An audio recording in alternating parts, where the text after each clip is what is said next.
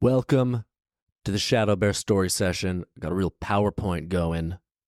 Sound like the Microsoft program. No, I am pointing powerfully if you're watching the video of this on YouTube. Welcome to ShadowBear Story Sessions. This is a podcast about brutally dark and hilariously insane old folk tales. Going through the original versions of Grimm's fairy tales, not the pretty polished up family friendly versions. These stories get dark, real messed up, and these are the most original versions that I could find. Today's tale is titled The Fox and the Geese. We're just going to get right into it today. We begin. Once the fox came to a meadow where there was a flock of nice, plump geese. Then he laughed and said, "Ho! I've come just at the right moment. You're sitting there together so nicely that all I have to do is eat you up one by one." Hey, maybe don't give the game away, Fox. You're kind of telling them what's going to happen to them, kind of calling your shot. You're kind of completely blowing your cover. They can fly, geese, you know? So sort of your best advantage here is to remain a little bit stealthy instead of jumping on in with a ho. They're gonna be distracted and be like, okay, we're just gonna fly away then. As geese are wont to do. This fox is dumb. We continue. The geese began cackling in fright and jumped up. Why are they jumping? Just fly away, geese. Don't jump. They screamed for mercy and begged piteously for their lives. Fly away. He can't be close.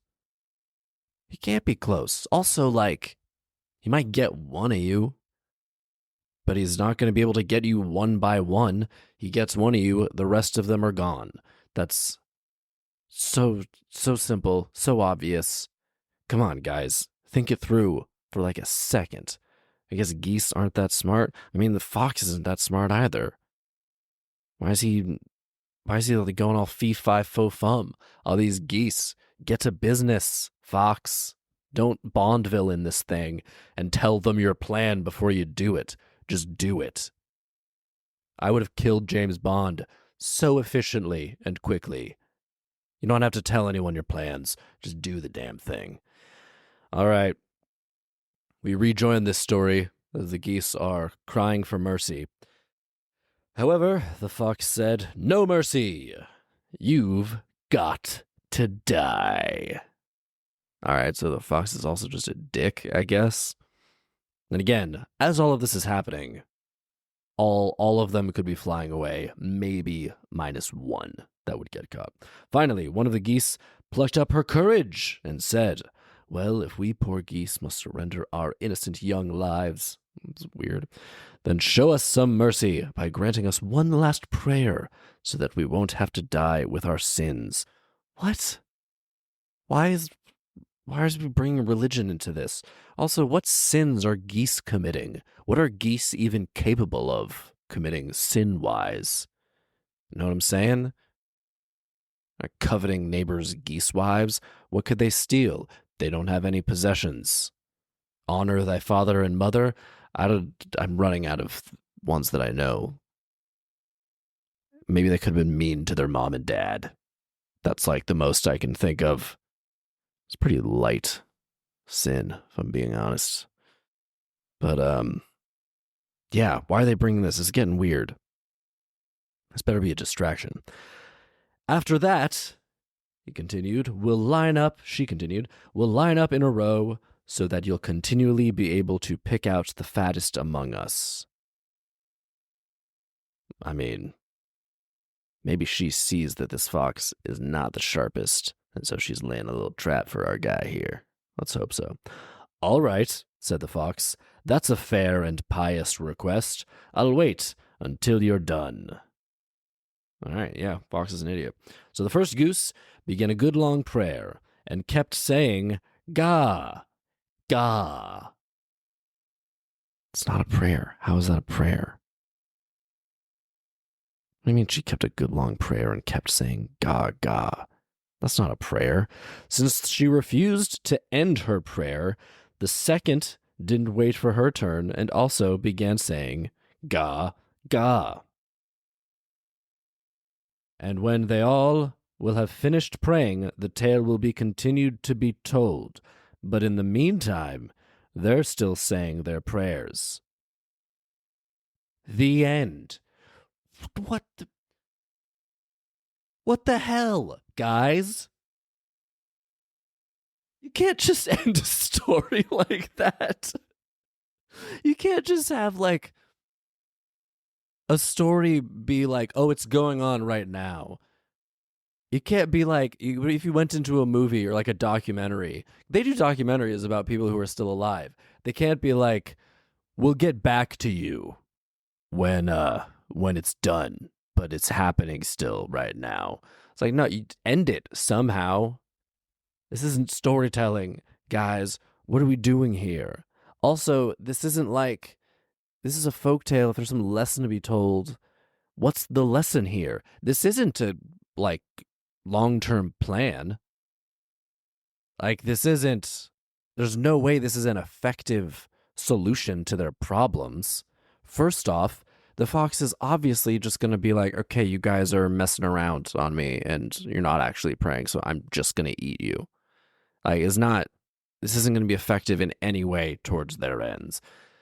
And even if he did, for some ridiculous reason, continue to honor their agreement of letting them pray, ga, ga, ga, ga, which again isn't a prayer, I guess, unless it's like the Hare Krishna sense where you just repeat the same thing again and again and again and again. But even if he were to abide by this agreement, they're gonna get tired eventually and go to sleep. And then he'll jump on him, right? This is so stupid. This is so stupid, you guys. This is the worst. I don't know if it's because it's not a religious message either. It involves religion, but it's not like, oh, because they were like pure and religious, they were saved and survived. It's like, nah, not really. It like bought them time, I guess, but they're not doing anything with it. Or maybe they are. Who knows? Because the story just ends. Jesus, we're 8 minutes in. The story is infuriating me. So I'm not going to do it the honor of adapting it. We're going to go right along to the next one. That is volume 1 of this story, or of Grimm's Fairy Tales. So now we're starting in on volume 2. There was a preface. Maybe I'll read that later.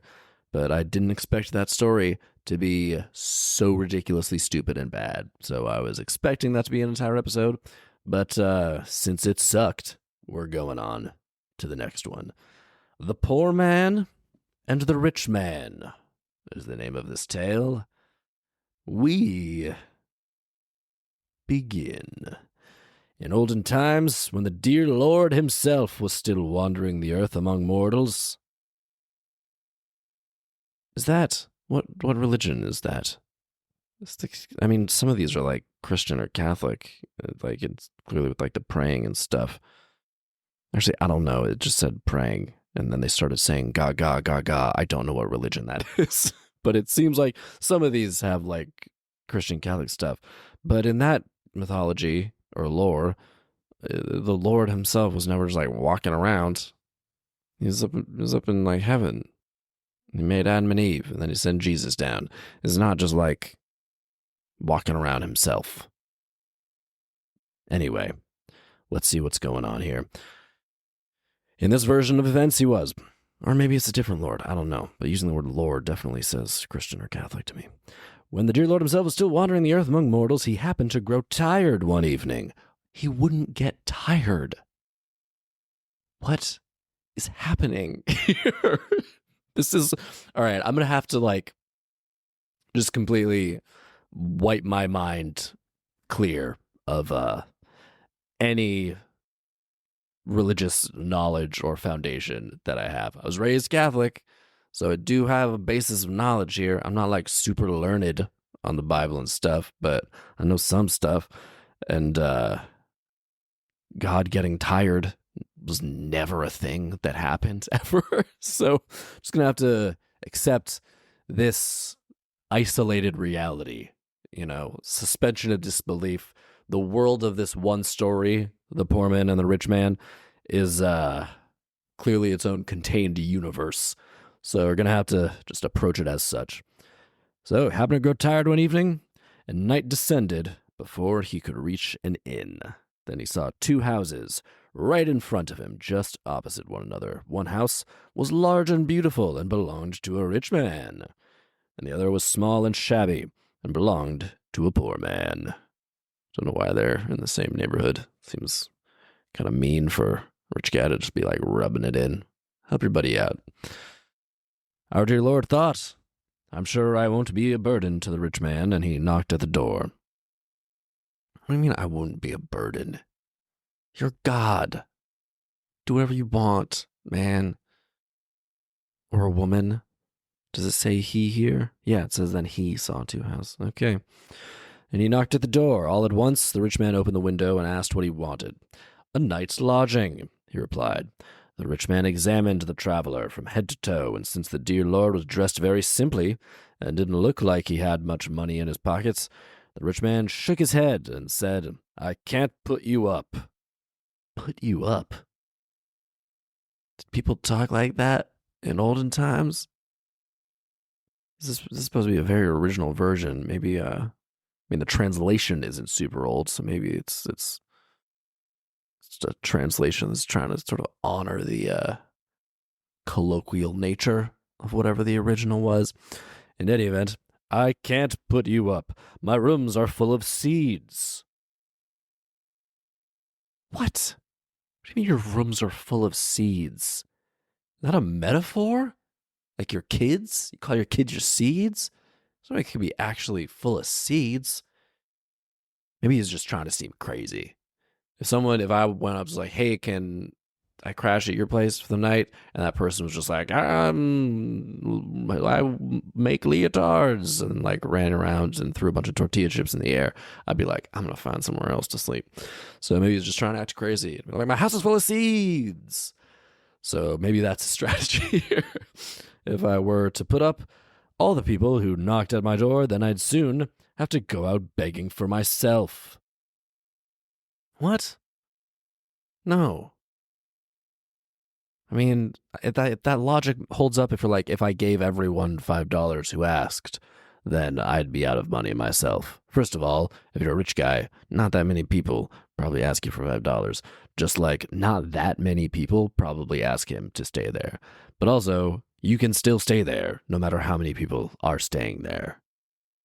So, that's a stupid thing to say, rich man. Look for a place somewhere else. With that, he slammed the window shut. The window. He didn't even open the door. He was doing this through a window. It's a real dick move. It's like a bouncer at a club. And left the dear Lord standing there. So the dear Lord turned around and went across the street to the small house. No sooner had he knocked than the poor man already had the door open and asked the traveler to enter and spend the night in his house. All right, this is starting off like pretty bland and cliche, if I'm being honest. I hope it doesn't continue on that track. It's not a short story. We got like 3 more pages. So with that, he slammed the shut. Yeah, okay. So poor guy's into it. He's fine. He's already in the door. It's already dark, he said, and you won't be able to go much farther tonight. The Lord was pleased to hear that, and he entered the house. The poor man's wife welcomed him by shaking his hand. She told him to make himself at home and to feel free to use anything they had, even though they didn't have much. Whatever they had, he could gladly have. It's not good writing. Then she put potatoes on the fire, and while they were cooking, she milked the goat so that they would have at least a little milk with the meal. When the table had been set, the dear Lord sat down and ate with them, and he enjoyed the meager repast because there were grateful faces around him. When they had eaten, and it was time to go to bed, the wife whispered to her husband, "Listen, dear husband, let's make up a bed of straw for ourselves tonight, so that the poor traveler can sleep in our bed and rest. He's been traveling the whole day, and is probably very tired." "That's wonderful," he answered. "I'll go and offer it to him." All right, this is going a little over the top, right? Like, I get what they're trying to do. Rich guy's a dick, poor guy's nice. But, come on. It's a little much. And he went to the dear Lord and told him that if he did not mind, he could sleep in their bed and give his limbs a proper rest. Dear Lord didn't want to take the old couple's bed, but they insisted until he finally took their bed and laid down in it. All right, well, that's just ridiculous. Like, if he declines the offer, don't be like, "No, sleep in our bed." It's like, chill. It's fine. I'm grateful. Just don't. I don't like that when people insist on you accepting something that's ostensibly generous. Sometimes it feels like too much, and you just don't want that. And then you feel weird in like a weird position of debt. Like I don't want to take something that will make me feel bad about taking it, you know? I don't want to take something if it means someone else is then like put out and has to sleep on a little straw. Like that sucks. I don't want that. I'll sleep on the couch or on a pillow on the floor. I don't care. Just like I don't want to feel bad like that. Like, all right, this aggressive generosity here is taking place. Yeah. Meanwhile, they made a bed of straw for themselves and lay on the ground. The next morning, they were up before daybreak and cooked a pitiful breakfast for their guest. All right, well, that's just seems mean. I mean, I get what they're doing here, but, you know, we don't need to rub it in. When the sun began to shine through the little window and the dear Lord stood up, he ate with them again and prepared to continue his journey. As he was standing in the doorway, however, he turned around and said, "Because you are so kind and good, I'm going to grant you 3 wishes, and they shall indeed be fulfilled." "There's nothing I want more than eternal salvation," said the man. Ugh. "And also, that we stay healthy and get our meager daily bread as long as we wish." Okay, that's more than your eternal salvation, right? I mean, that's kind of a big wish to stay healthy and always have food. Like, I wish for that as well. I can't guarantee that for myself. As for the third thing, I don't know what to wish. All right, think outside the box, man. What does your wife want? "Don't you want," this is the Lord replying, "don't you want to wish for a new house in place of this old one?" asked the dear Lord. "Oh, yes," said the man. "I'd certainly be pleased if I could have that as well." He was very unimaginative. He's nice, but, you know, trying to, at this point, like, the Lord is trying to help him. Just like, think of something, man. Like, come on. Like, I understand you don't have much, but like, geez, if someone's trying to give you anything, take something. It's like free. Jeez, buddy. Help yourself, you know? It's like, help me help you. This is kind of the situation. Like, all right. So, I guess he's going to give him the house. Right before his departure, dear Lord fulfilled their wishes, turned the old house into a new one, and departed. When the rich man got up, it was broad daylight. Uh-oh. The rich man re-enters the picture. As he looked out of his window toward the other side of the road, he saw a beautiful new house. His eyes popped wide open, and he called his wife and said, "Take a look. How did that happen? Just yesterday there was a dumpy house standing there, and today there's this beautiful new one. Run over and find out what happened."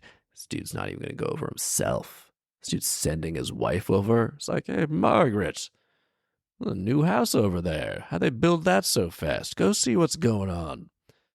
So his wife went over and asked the poor man, don't they know each other? They're like neighbors, like across the street. Do they use names? So she asked the poor man, who told her, "Last night a traveler came by looking for a night's lodging, and right before his departure this morning he granted us 3 wishes: eternal salvation, good health, and our meager daily bread for the rest of our lives, in a beautiful new house in place of our old shack." Oh. After the rich man's wife heard this, she hurried back and told her husband what had happened. Then the man said, "I'd like to tear myself in two and beat myself to a pulp." That is aggressive. "If I had only known! The stranger came to our house first, but I turned him away." "Hurry," said his wife, "and get on your horse. The man hasn't gone far. You must catch up to him and get him to grant you 3 wishes too." Now the rich man mounted his horse and managed to catch up with the dear Lord. He used sweet talk and the dear Lord and begged him not to take it amiss that he had not let him into his house right away, for he had gone to look for the door key, but the stranger had disappeared in the meantime. "Ah, he lying. Don't bear false witness. That's a sin. I'm remembering more now." The rich man assured him that if he passed by again, he would find a place to stay at his house. "Very well," said the dear Lord. "If I come back again, I shall stay with you." It's just like walking around. What's he doing? What are his goals? It's just sort of like traveler, Lord, just kind of wandering around, seeing what's up, seeing what's going on. What's his motivation? Again, motivation. Folktales are very thin on motivation.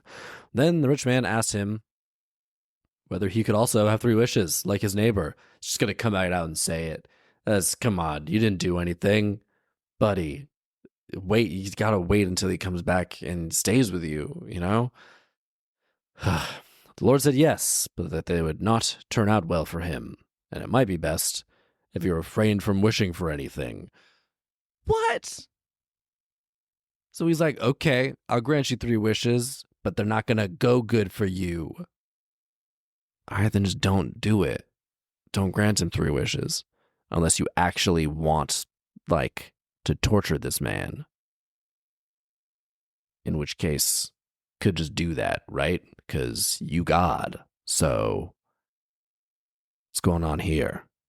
Is he trying to be, okay, I get what's going on here. Is trying to be like, your greed is getting you into trouble. But shouldn't that just happen naturally and not with, like, the intervention of God? Wouldn't that sort of land more if you weren't, like, straight up asking for stuff? Also, he said as he was saying this, if I'm the rich guy at this point, as he's saying this, it's like, all right, I'll grant you 3 wishes, but they're not going to go good for you. In my mind, I'm like, all right, maybe they're not going to go good for the other guy too. But right now, it seems like it's gone good.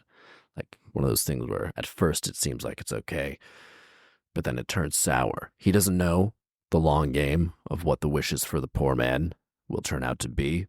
So maybe you shouldn't get involved.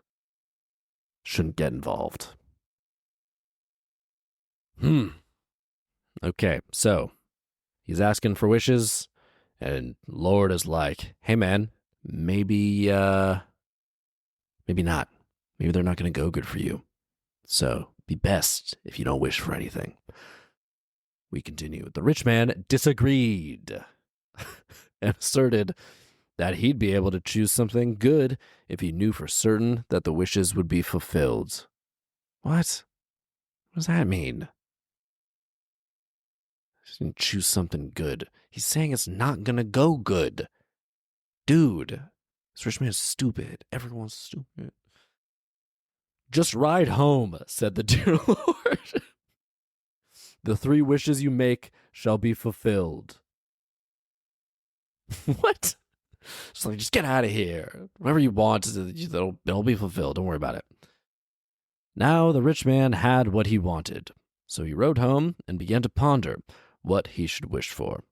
As he was thus steeped in thought, he let the reins drop, and the horse began jumping so much that his thoughts were continually disturbed and he couldn't collect them. He was so annoyed by the horse that he lost his patience and said, "I wish you'd break your neck." I see where this is going. As soon as he had uttered those words, boom! He was thrown to the ground and the horse lay dead and didn't move anymore. Yikes, man. That's a pretty brutal first wish. A horse stabbing his neck? That is, oof. Oof. I don't know why, that really stings. Okay. Thus, the first wish had been fulfilled. Since the rich man was greedy, however, he didn't want to leave the saddle behind, so he cut it off, swung it over his back, and proceeded on foot. Despite all this, he consoled himself that he had 2 wishes left. As he went walking through the sand, under the blazing noonday sun, he became hot and surly. The saddle rested heavily on his back, and he was having a great deal of trouble thinking of a wish. I mean, you have no horse and it's hot. I could think of a few wishes that would help with the situation. Whenever he thought he had found the right wish, it would seem to him afterward to be too little and modest. At one point, he began thinking about how easy his wife had it at home, where she was probably in a cool room and enjoying a fine meal. Oh, no. Just the thought of that irritated him so much. Before he knew it, he blurted out, "I wish she were sitting on this saddle at home and couldn't get off, instead of my carrying it on my back." What? That is insane. That doesn't even... That's such a weird, random, roundabout thing to say. If you're like wishing, first of all, your wife's just like comfortable. She isn't doing anything. Are you mad that she's comfortable? Do you love your wife? What's your problem? I know they're saying this guy is like rich and greedy, but I guess this is just his, the envy manifestation of his greed. My God, that is a wild, random thing to say. I wish she were sitting on this saddle at home and couldn't get off instead of my carrying it on my back. That is...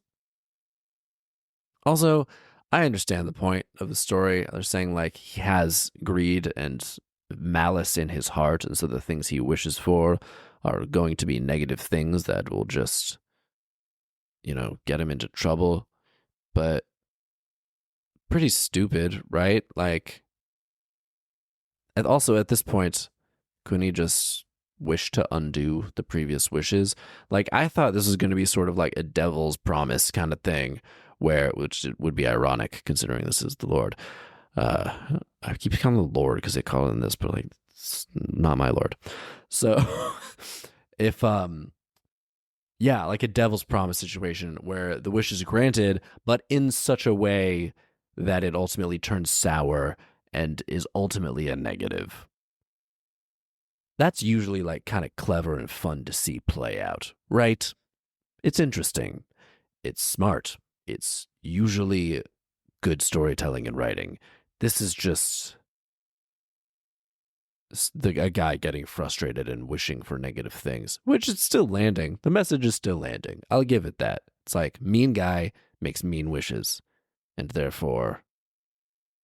But he's rich, so clearly, like, his, negative qualities and hoarding and all of that got him that far. It's just like magic is now the thing that is ultimately turning against him. So, like, just telling like rich people just like stick to capitalism, not magic. That's not really a useful lesson. Anyway, I'm getting sidetracked and we're nearing the end here. This guy's making crazy wishes. That is just, even someone in his position who's like, oh, my wife's at home, well, I'm going to do this. That's some wild stuff. What's the thing to say? The saddle. And just as the last word left his lips, the saddle vanished from his back, and he realized that his second wish had been fulfilled. He became so hot now that he began to run.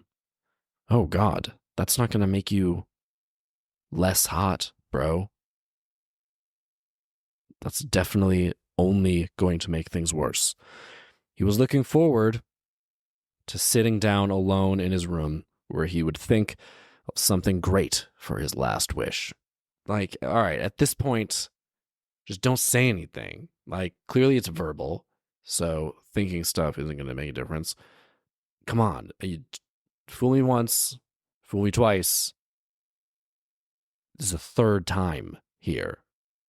You've already gotten the fool me twice shame on me at this point, okay? So, come on, buddy.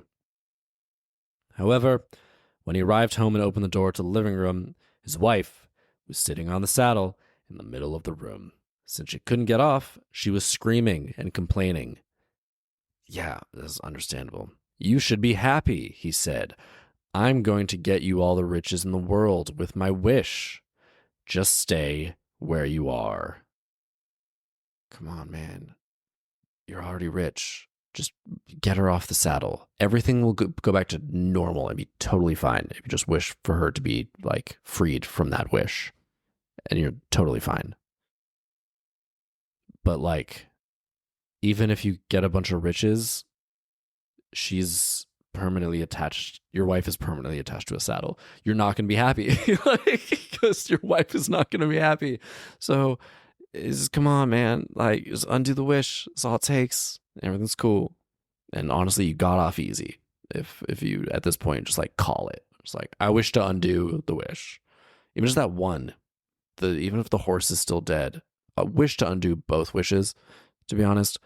But, like, man. Whew. All right. However, she yelled at him. Good. I'm glad she yelled at him. What good are all the riches in the world to me if I have to sit on this saddle? You wished me up here, and now you'd better get me off. Good for you, lady. Good for you. Telling him what's what. Whether he liked it or not, he had to use the third wish to help her get rid of the saddle and climb down off of it. Good. His wish was fulfilled at once, and so he got nothing from the wishes but irritation, wasted effort, and a lost horse. Actually, okay, it like worked out all right for him, actually. On the other hand, the poor people spent their lives happily, peacefully, and devoutly until they reached their blissful end. The end. Huh. All right. Well, things worked out fine for, like, the rich guy. Was no worse off, really. Just sort of had a weird day. Like, that's really all that happened here for the rich guy. Yeah, I thought he was going to make some final wish that was going to be, like, real bad. And the wife would be, like, dead or something. Or he would be dead or something. And no, he did what I thought he should do, which was make everything go back to normal. And yeah, that just fixed everything. And then everything was fine. Huh, okay. Kind of a weird one, right? Like, you expected the good thing to happen to the poor people and bad thing to happen to the rich people, but because of the greed, but, like, wasn't that bad for the rich people. It was like, it really was totally fine. Worked out totally fine. Just had a weird day. So, lessons. Just greed and envy. Those is clearly just greed and envy gets you into trouble when it comes to, like, wishes and the wants of your heart. But it's, like, kind of muddled, to be honest, because the rich people are still better off than the poor people in this story. The poor people, they have eternal salvation, if you believe in that kind of thing. They have health. That's a big one, actually. It's a pretty good wish. That's a huge wish. And a meager bread. Don't know why you couldn't have wished for an upgrade on that, you know? Just, like, literally add a few more words in place of meager bread. Nice bread, even. Don't even have to, like, aim for the moon. Plentiful bread. Delicious bread. Choose another adjective other than meager is my point here. Yeah, I'm not even saying be like delicious curry or like wonderful pastas. Like I don't know anything. Um, but hey, maybe they like bread and maybe they like a small amount of it. So fine. But yeah, those are good things. But still, the rich guy is still super rich. And in terms of like day to day quality of life, is still enjoying his life. I don't know. Maybe that's, yeah, they don't say anyone's enjoying their life.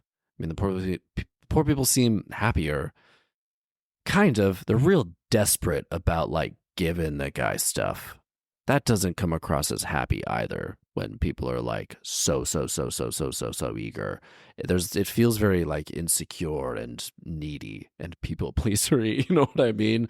People that are like that don't seem happy either. They seem like they think they're happy, but there's like, oh, there's a hole inside of you that is being filled by you desperately trying to like throw stuff at me. And that's ostensibly generous, but really just makes me feel backed into a weird corner and feel like I need to show you gratitude so you'll be okay. When I really just want to leave because this is uncomfortable. That's kind of the vibe I get from them.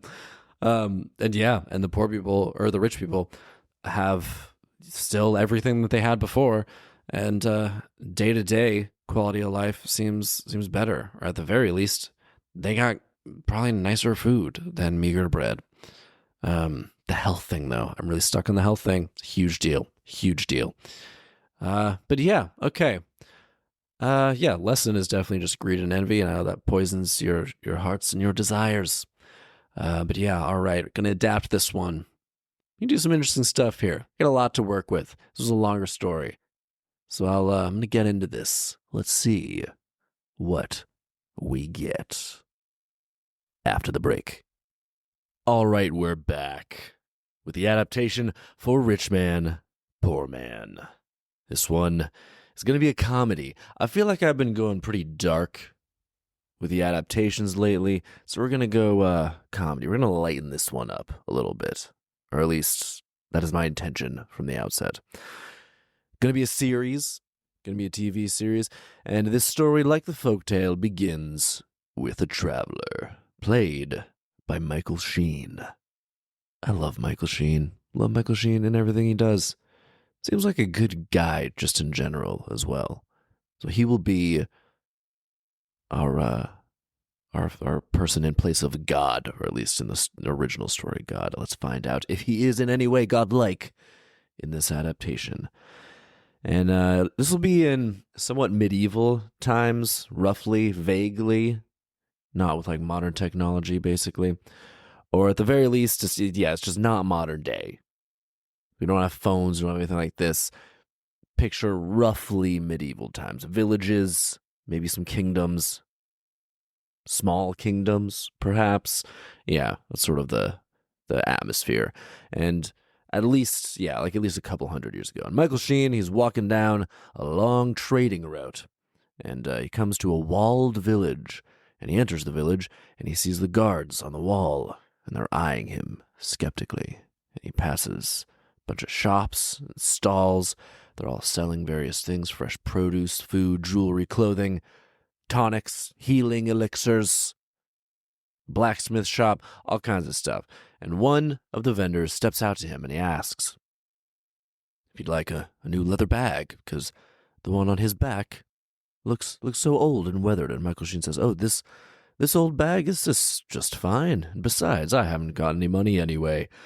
And everyone within earshot, they stop and they turn, and they stare right at him silently. And the smile on the face of the vendor who approached him turns to a scowl.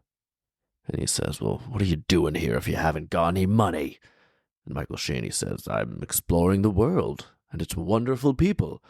And the vendor says, "Well, the people in this village won't care much for you if you don't have anything to offer them. You don't got any money, you don't got any goods, what good are you?" And Michael Sheen, he says, "Well, I've got plenty to offer outside of money, for I'm a man with many skills and many stories to tell." And the vendor, he scoffs. He waves him off, He returns to his stall, and none of the people on the street, they look upon him as kindly as they did before, and nobody talks to him until a man steps out and says, "I hear you have no money, but come on in, tell me one of those stories, and I'll let you stay at my inn tonight. We got a few empty rooms, and these folks don't talk about anything interesting. All they talk about is money, and they have nothing to say, so I'd be grateful for a decent tale." And this man is played by Ronnie Chang, comedian, because I like Ronnie Chang, so I'm putting him in this. So he stays at Ronnie Chang's inn, and he tells him a story, and they get along great. Let's say Ronnie Chang, he's not from this town, he just moved there later on, so he doesn't have the same, quite as cruelly capitalist tendencies as the rest of the people in the town. But Ronnie, he's honest. He tells him if he doesn't have money, Michael Sheen doesn't have any money, then he'd be wise to not stay much longer, because he'll be run out of town or worse. And Michael asks why, and Ronnie says, well, people here, they only care about what you have. If you have nothing to pay them with, nothing to give, then your presence here will be seen as a burden, and it'll only be a matter of time before someone kills you and takes whatever you might have on you. Your value here is what you possess in a physical sense, purely in a monetary sense. You're fine here tonight because I've welcomed you here, and nobody will say who I can and can't have in my own inn, in my establishment, but in the morning, you should carry on down that road. Sure enough, Michael Sheen, he wakes up the next day, and Ronnie Chang, he's taking a shine to him. They're buddies at this point. He gives him breakfast, and he sends him on his way, and the moment Michael Sheen steps out of the inn, all he sees are threatening glares from the townspeople. Word has spread about this newcomer with no cash, and he can't get out of that town soon enough. And he carries on down the road, and after a while he comes across a very small, humble town. It's only signified by a signpost with an arrow, and just a short ways down that side trail is this quaint little town. There are no walls, there's no guards, and the first person he sees greets him with a smile. There's a woman, is played by Zoe Saldana. I like Zoe Saldana. And she asks him if he needs food or a place to stay for the night. And he, of course, says he does and accepts the generosity, but says in turn he'll give them whatever labor or stories or whatever they'd request in return. And all the people of this town, they seem to be living quite well, even though their belongings are few. They have food to eat and their crop fields and their gardens. All their needs are provided for, and they're happy. That's all they seem to require. And they immediately like Michael Sheen. He's a very likable man, both in his as this character and in his life. I like Michael Sheen. He's great. Just a delight. Wonderful person. Those people here in this town, they're super nice. Almost too nice. And the next day, they invite him to stay permanently. And he decides, you know what? I'm not going anywhere in particular. I might as well stay here and see what happens here. And he enjoys the place. And about a week later, he wakes up and he's a little grumpy, and someone tells him it's time to till the field. And Michael Sheen, he says he's a little annoyed. It's early, he's tired, he just wants to be left alone for another short while. And he says, just give me a minute. He doesn't say it meanly, just a little curt, perhaps. And this person, one of the townspeople who's saying this to him, and their face goes blank, and they say very seriously to him, "We do not speak like that here. This is a place of happiness, only happiness, and it is time to till the fields." And Michael Sheen realizes that this place is not the utopia that he thought it was. And he It's not a deal breaker, that one instance. There's no consequences, really. Nothing bad happens. So he lets it slide and he stays because he genuinely does like a number of the people in the town. They're very friendly. And so he's making friends. And he's noticed that more and more travelers are coming to the town and staying. And they're getting caught up in it, and their numbers grow of this township. And one day, when they're doing their daily work, one of the new people in the town is a little bit of a freak out. This person feels like they're being pushed too hard while they're, like a group of them are building a new house because the numbers of people are growing so rapidly they need to be building new things. And he just starts shouting at the other people working on the house and it's causing a bit of a scene. And everyone's turning and looking. Zoe Saldana, she comes up and she says, "There's no need to be anything but happy and content. Your needs are provided for here. So just calm down. Everything's fine." And the man, he's hearing none of it. He just shouts back at her, "I'm frustrated. Don't tell me to calm down. We can't be happy all the time." And he keeps shouting, and he turns on one of the other people of the town. He starts yelling at them. And Zoe Saldana steps behind him, and she reaches her hand around and slits his throat. It's very shocking. It's very sudden. And he falls down dead. And the townspeople, they just pick up the body and they carried it away very quickly. None of them look surprised or bothered in any way. None of the people who have been there for a long time look at all surprised by this. Some of the newcomers do. Michael Sheen certainly does. But none of them look shocked at all. This definitely is not the first time something like this has happened. The town goes on. The number of people of the town continue to grow. And Zoe Saldana, she takes a shine. She takes a shine to Michael Sheen because he's very well traveled and intelligent, and he's great. Michael Sheen's great, guys. Of course she likes him. Everyone likes him. He's the best, whether he's in character or not. He is a great villain, though, too. He's phenomenal in everything he does. Where was I? As of one day, Zoe says, I've heard a lot of things about the rude and the cruel and possession-obsessed people of the town down the road." And Michael Sheen says, "Yes, I know the place. I've been there." And Zoe says, "It saddens me, knowing that they aren't as happy and content with what they have as we are here.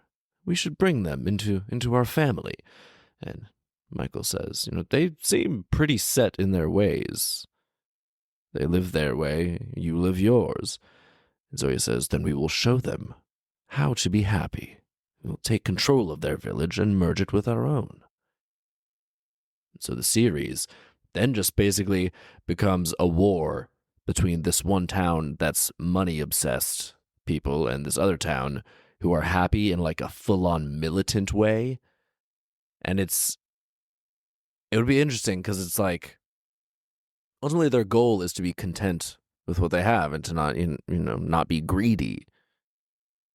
But to what ends do you go to try to enforce that upon people? You can't force people to be happy.